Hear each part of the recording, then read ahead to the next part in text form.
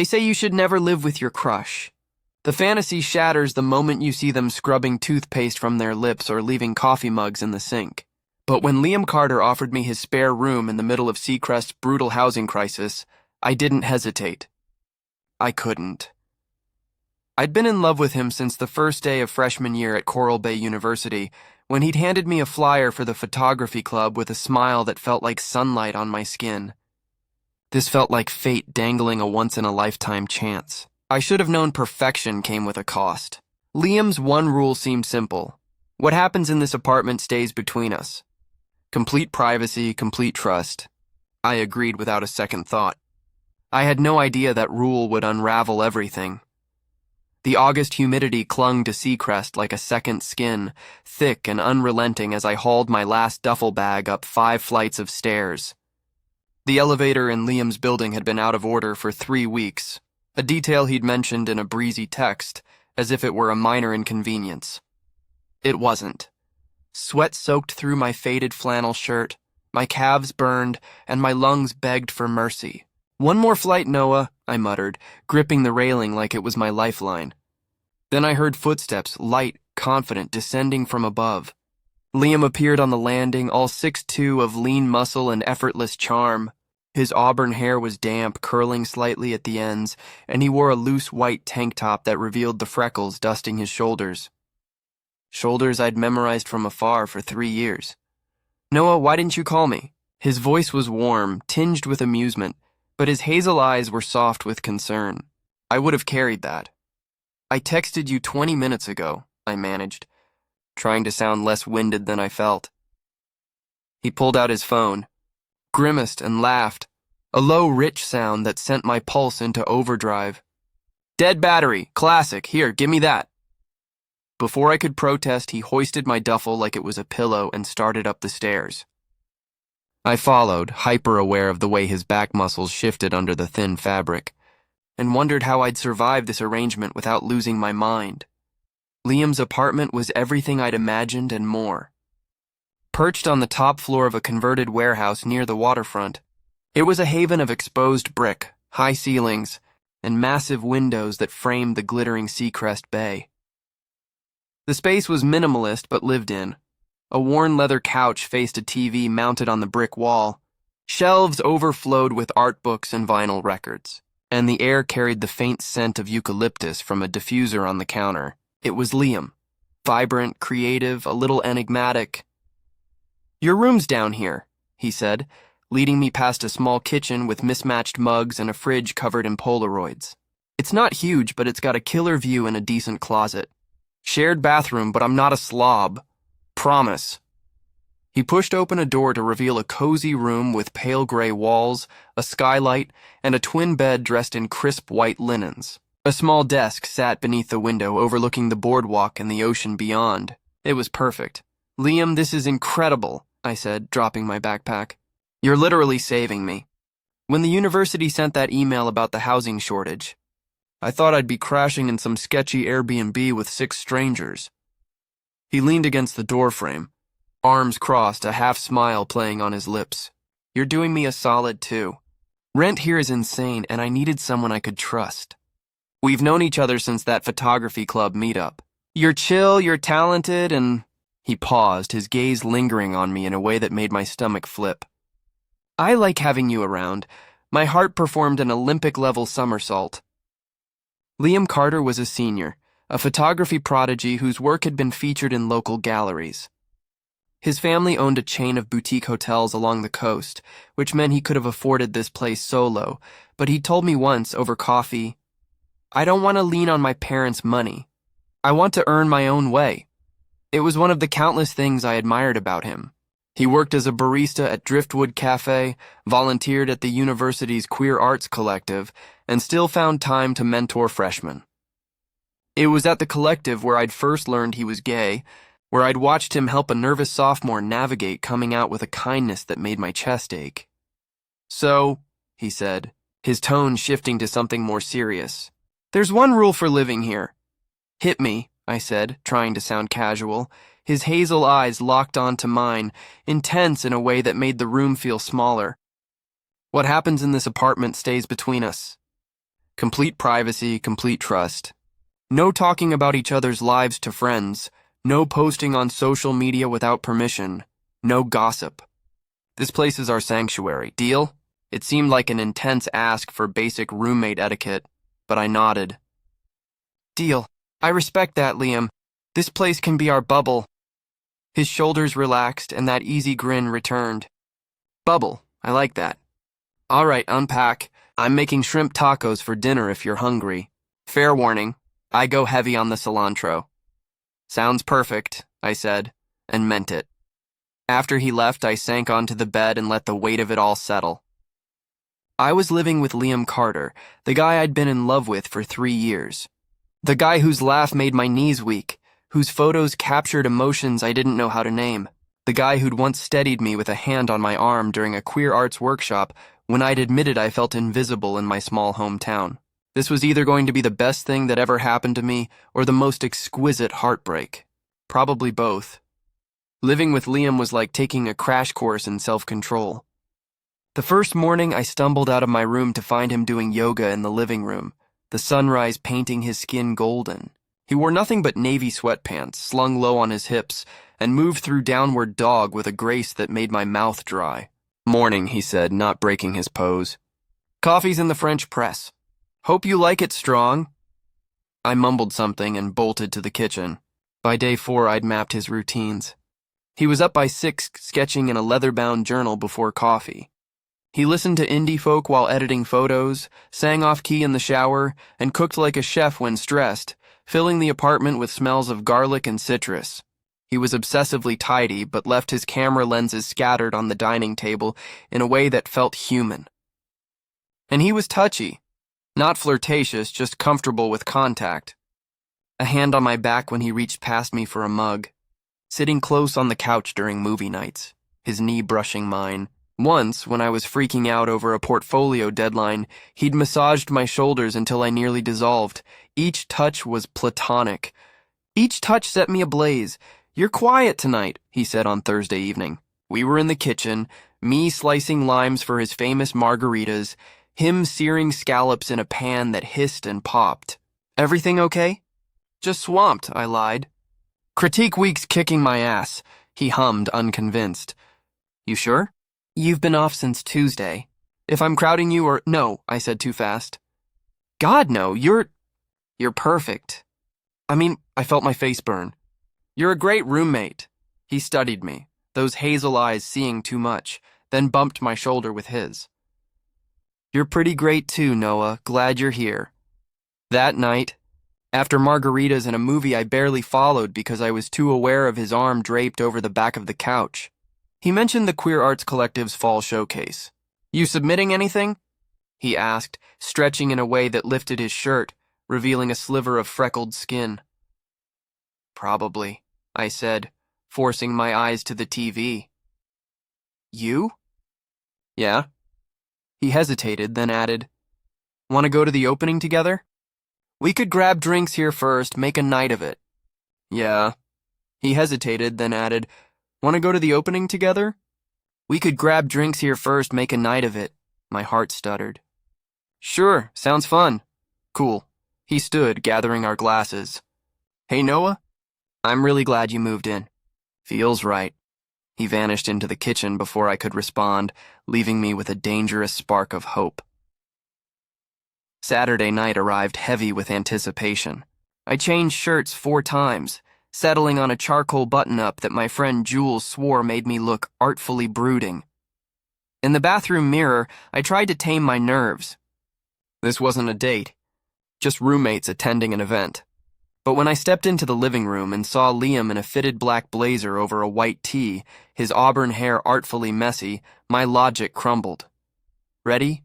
He asked, his gaze flicking over me in a way I tried not to overthink. Ready, I echoed. The showcase was at the Collective's gallery, a converted loft with fairy lights, rainbow banners and music that pulsed with energy. Students mingled, sipping cheap wine and admiring paintings, photos, and sculptures. Liam and I grabbed drinks, gin and tonic for him, whiskey sour for me, and dove into the crowd. People flocked to Liam, drawn to his charisma. I watched him charm a group of sophomores, offering tips on lighting techniques, and felt that familiar ache of admiration and longing. He's stunning, isn't he? I turned to find Elise, a junior from my film class, smirking at me. I don't know what you're talking about, I said, the lie paper thin. She laughed. Sure, how long have you been pining? Is it that obvious? Only to people with eyes. She sipped her wine. You'd be good for him, you know. He's all fire and focus. You're steady, soulful. It's a vibe.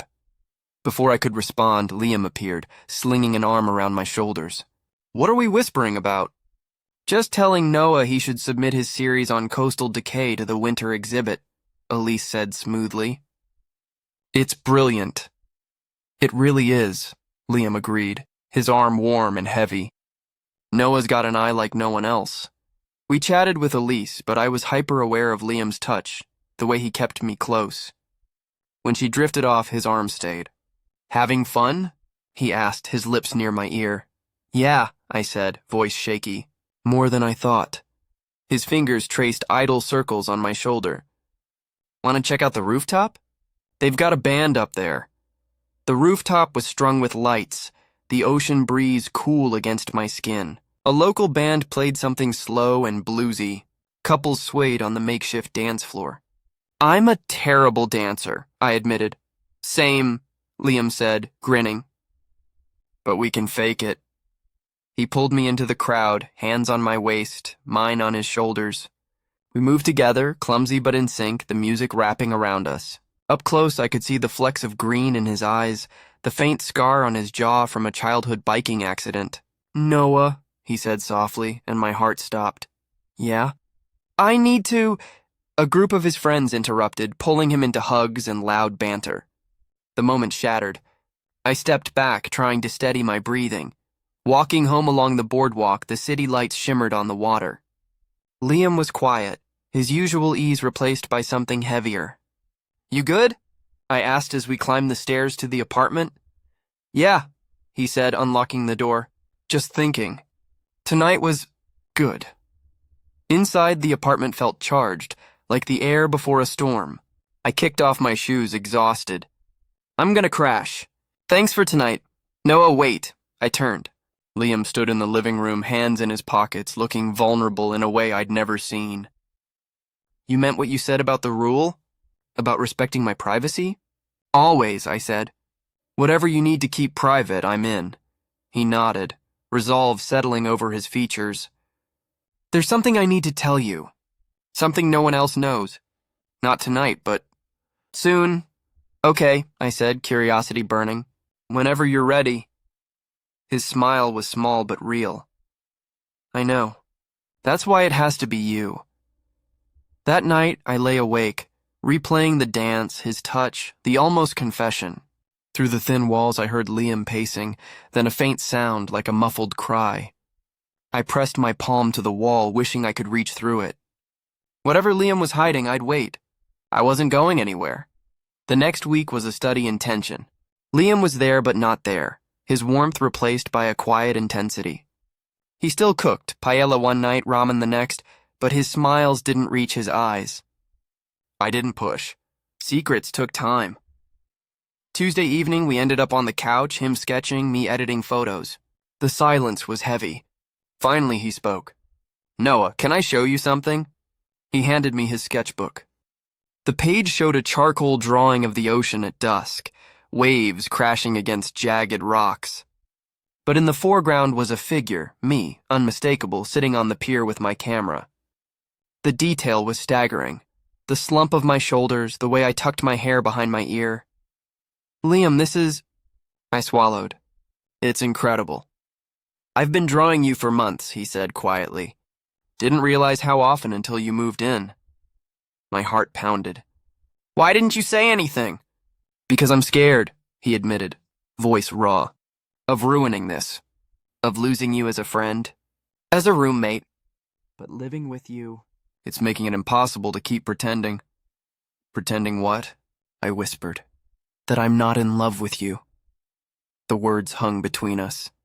I stared at him, my mind racing. Liam, I've been in love with you since freshman year. His eyes widened, then softened. You're kidding.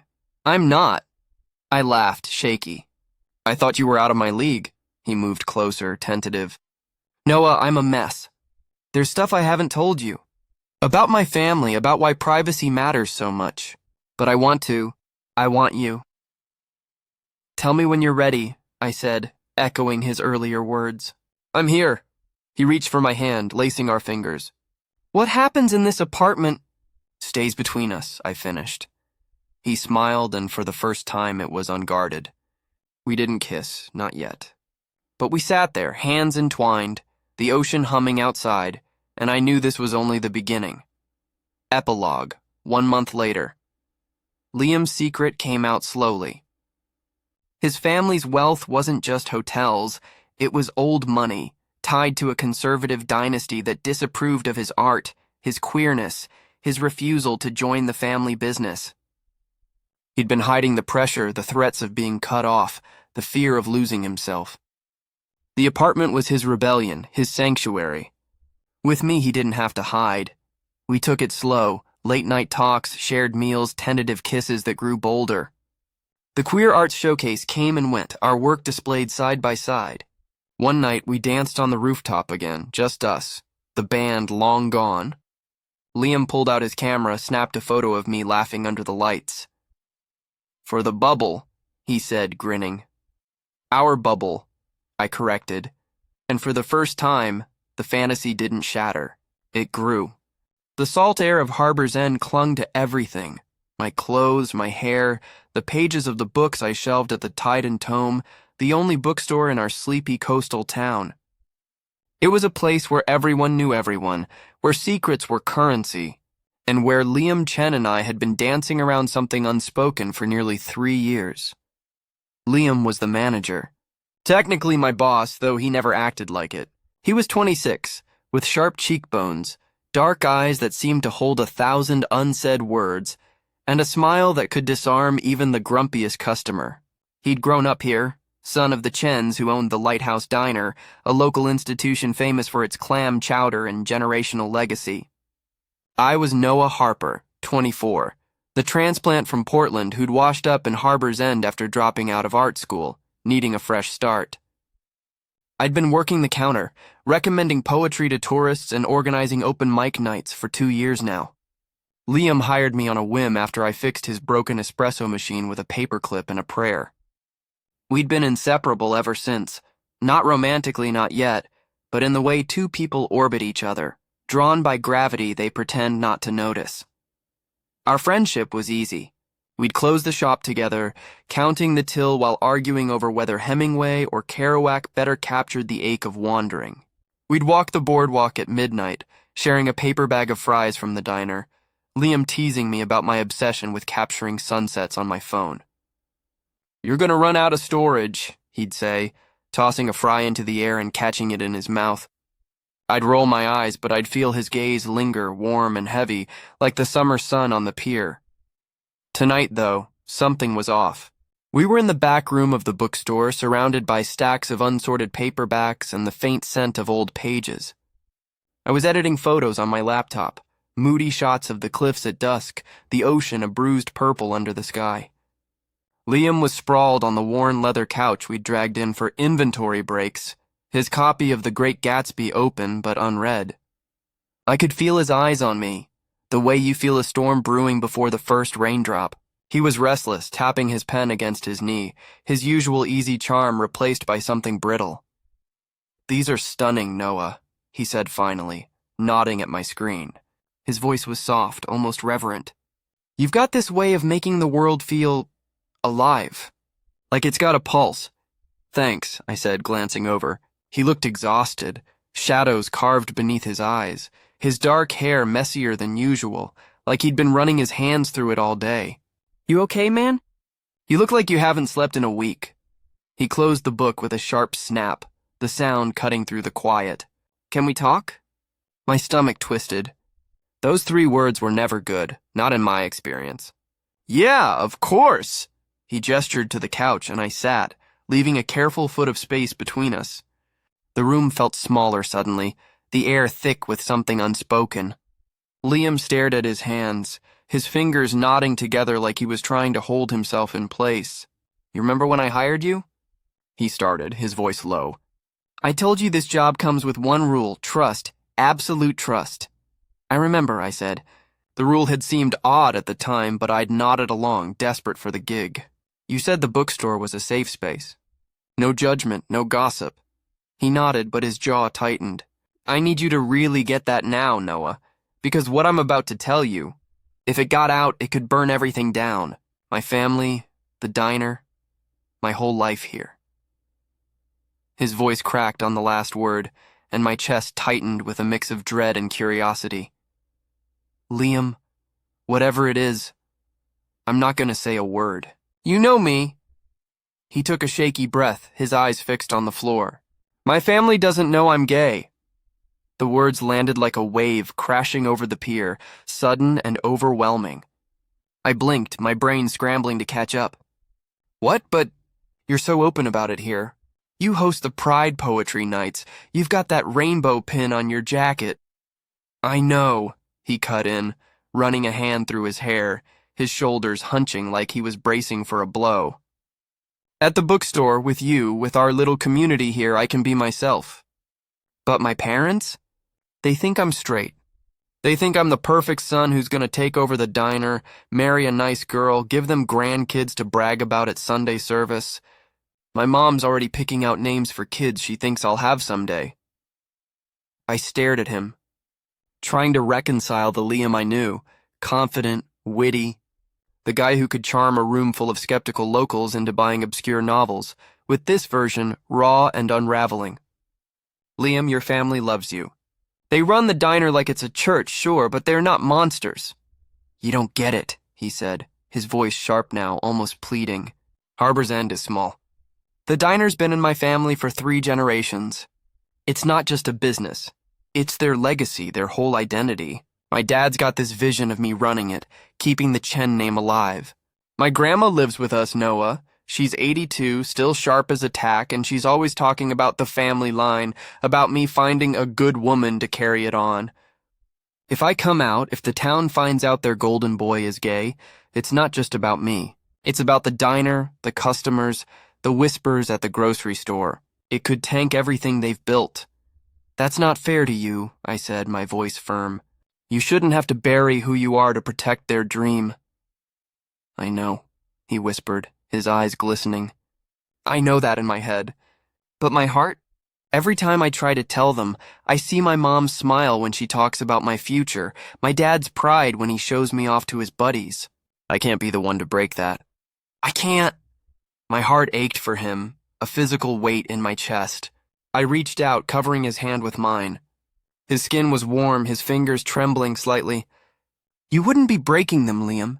You'd be giving them a chance to love the real you." He looked at me then, and the pain in his eyes was like a knife. "What if the real me is too much for them? What if they can't handle it? What if the town turns on us?" We sat in silence, his hand still under mine, the hum of the bookstore's old radiator the only sound. "Is this why you needed someone you could trust here?" I asked softly. "So the bookstore could be your safe space?" He nodded, his throat bobbing as he swallowed. "This place, it's the only place I don't have to pretend. When I hired you, Noah, you were this breath of fresh air. You never pushed, never asked questions I wasn't ready to answer. I knew I could trust you with this." "You can," I said, squeezing his hand. "Always." "There's more," he said, his voice barely above a whisper. He turned his hand over, lacing our fingers together, and my breath caught at the intimacy of it. "That night at the open mic, when we were reading those stupid love poems and you laughed so hard you snorted wine, I wanted to kiss you, right there, in front of everyone, and I've wanted to every day since." Time seemed to freeze, the world narrowing to the space between us. "Liam," I started, but he kept going, his words tumbling out like he was afraid they'd vanish if he stopped. "I can't do this, Noah. I can't be with you. Not the way you deserve.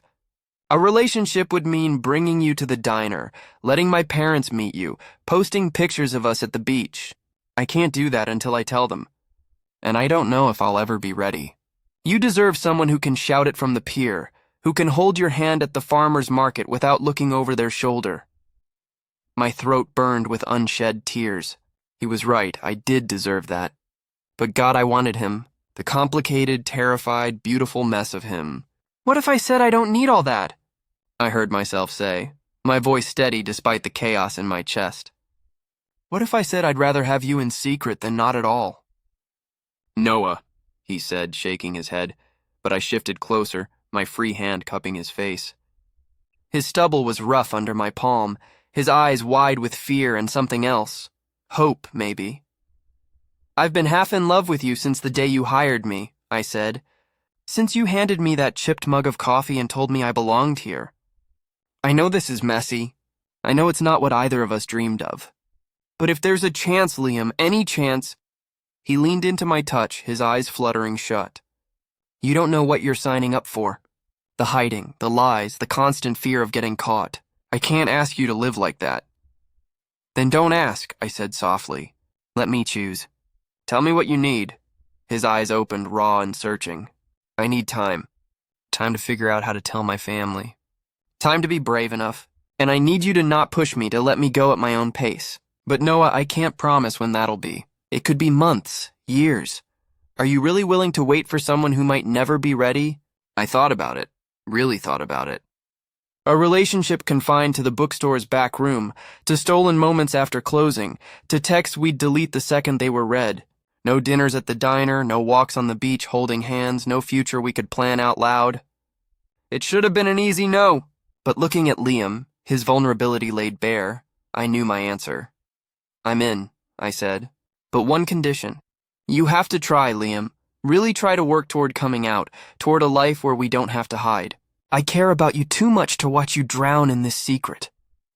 He was quiet for a long moment, his eyes searching mine. Then he nodded, slow and deliberate. Okay, I promise I'll try. The kiss came like a tide rolling in, inevitable and all-consuming. His lips were soft, hesitant at first, then urgent as I kissed him back. My hands tangled in his hair, his arms pulled me close. Hesitant at first, then urgent as I kissed him back. My hands tangled in his hair, his arms pulled me close, and we were a tangle of limbs on the couch, 3 years of tension unraveling in a single moment. When we pulled apart, breathless, he rested his forehead against mine. This is insane, he whispered, a shaky laugh escaping him. Completely, I agreed, grinning despite the ache in my chest. We're doing this? Yeah, he said, his smile lighting up the dim room. New rule, what happens in the bookstore stays in the bookstore. Just ours, I echoed, and then he was kissing me again. The world fading to nothing but the two of us. The weeks that followed were a dream wrapped in a nightmare. Inside the bookstore, Liam was everything I'd ever wanted. Playful, affectionate, unguarded. He'd pull me behind the poetry shelf to steal a kiss, his hands warm on my waist as he whispered terrible puns about book titles. We'd stay late, sprawled on the couch with a bottle of cheap wine, reading each other our favorite passages until we were laughing too hard to continue.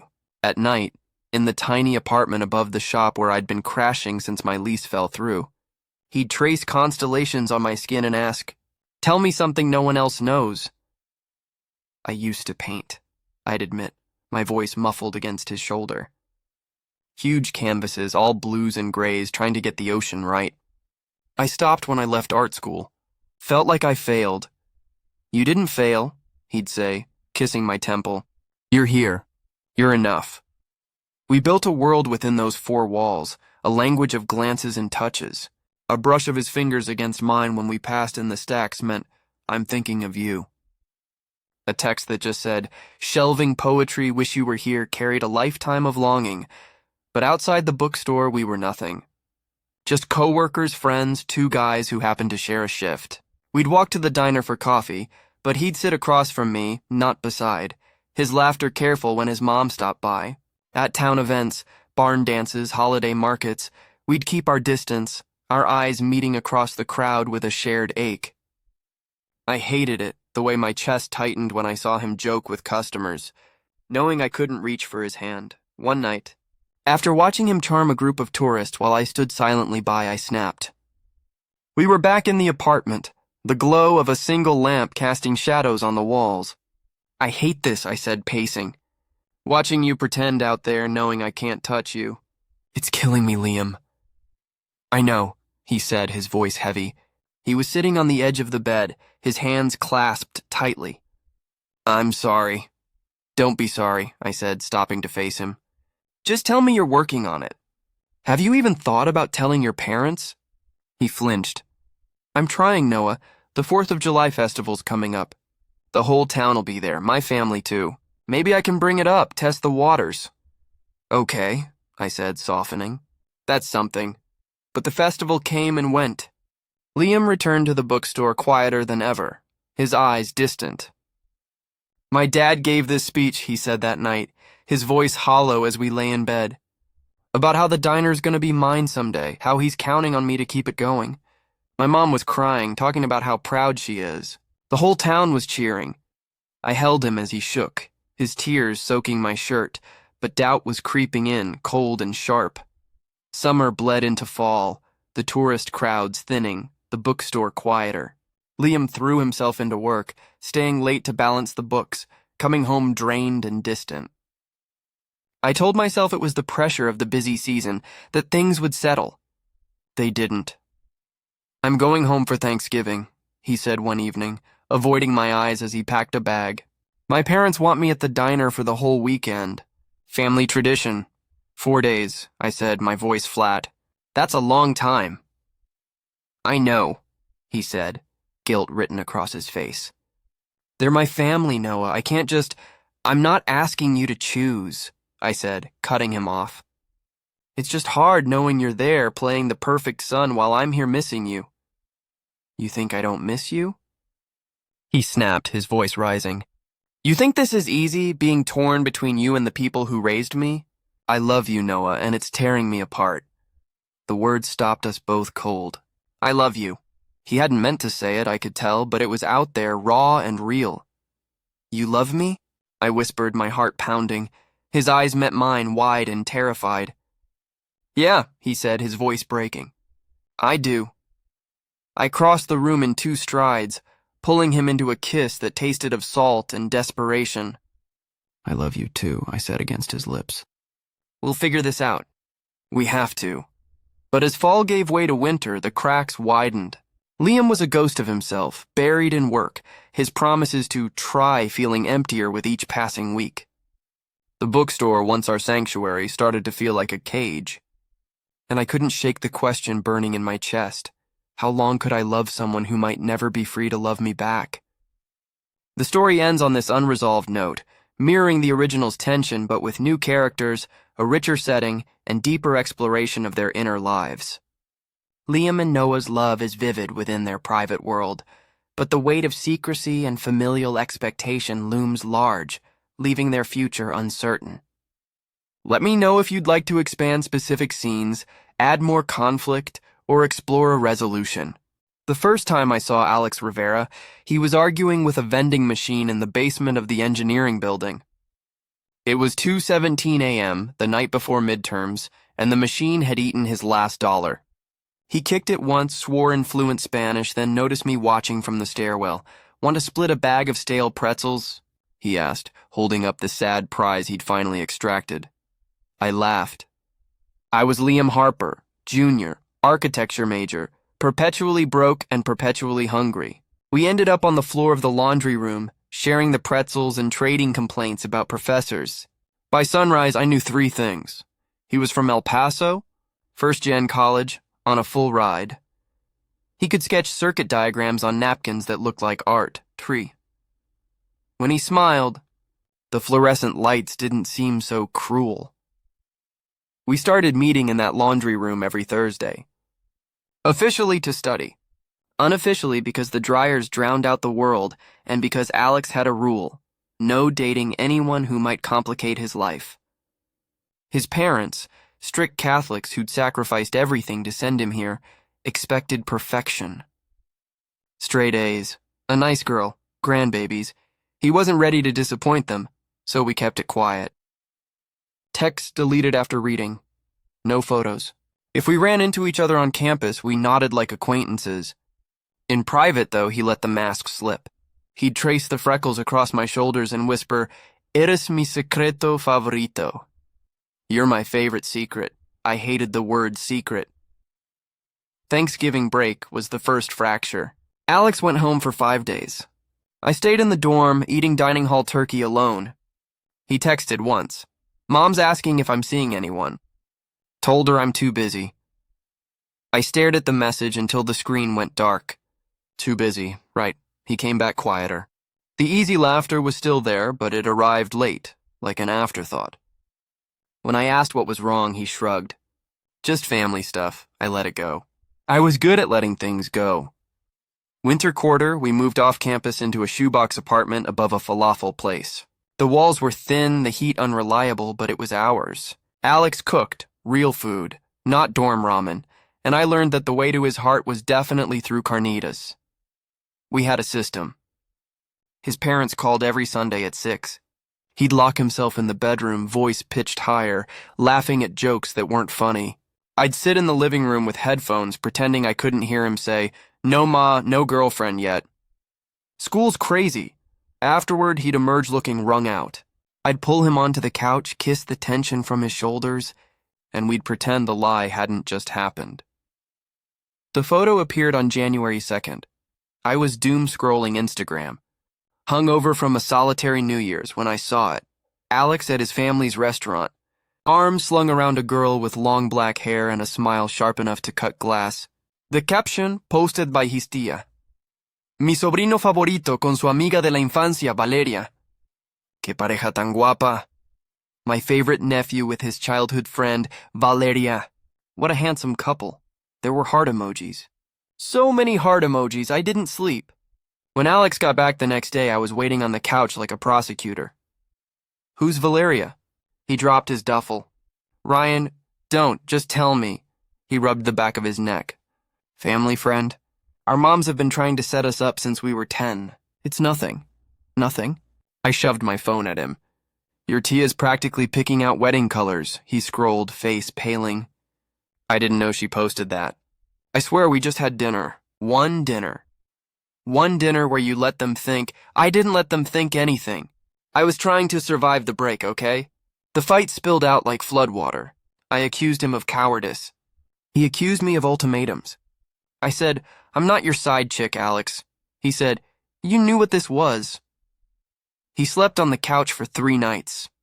I stared at the ceiling, replaying every moment I'd mistaken tolerance for patience. On the 4th night, I found him in the kitchen at 3 a.m., laptop open, a half-eaten tamale congealing on a plate. The document on screen was titled, "Querida Mamá y Papá." I read over his shoulder. "I've been lying to you for years.